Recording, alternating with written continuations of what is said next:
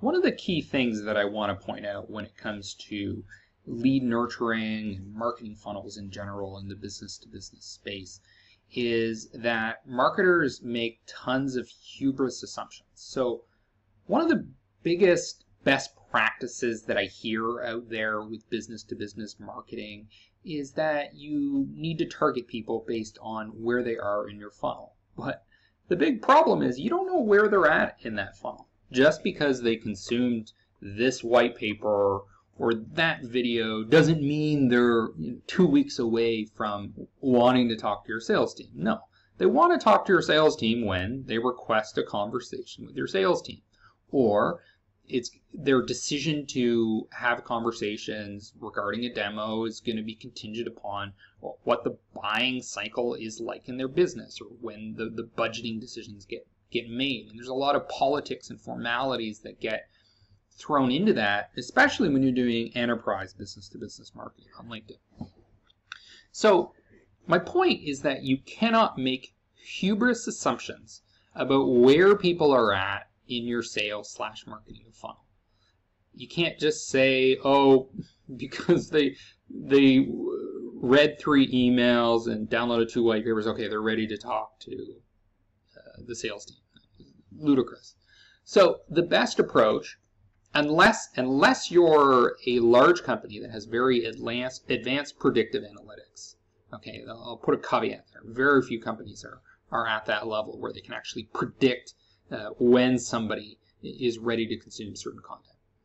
For the vast majority of companies, the way you should be approaching this is throwing lots of content into your marketing and allowing the prospect to make a decision about whether they want to talk to sales or take you up on whatever your hard offer is, like a free trial or a demo request, something like that. Always give them that option. So you can give them upper funnel content, like a webinar, but then at the bottom of the webinar or the end of the webinar, say, hey, you can request a demo of our software. You're not assuming they're ready for a demo of your product.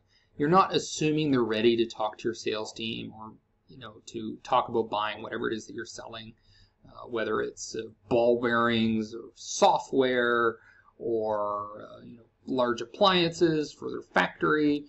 Whatever it is, you're not assuming they're ready to buy it, but you're always giving them the option of moving down in that sales conversation.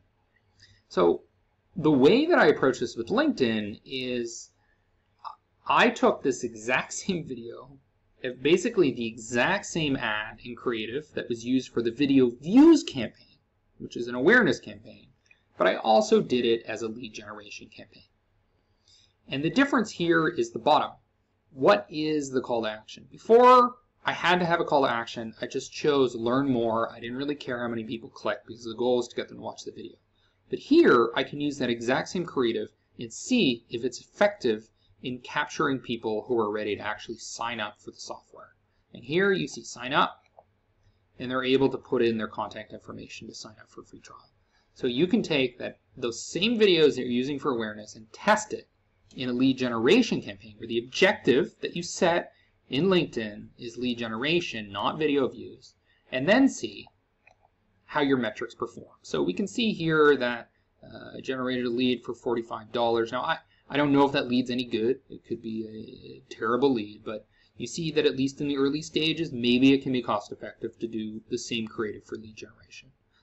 The other great thing about doing this type of thing is that if you're in a company where the ethos is that we need to do direct response, an easy segue is to say, well, let's just test it. Okay, we're going to take the same thing. We're going to run it as direct response, which I've done here. And we're also going to run it as part of a wider marketing funnel that includes awareness and direct response, and just see how the metrics perform. An easy way to bridge that transition if you're struggling to get into the awareness space.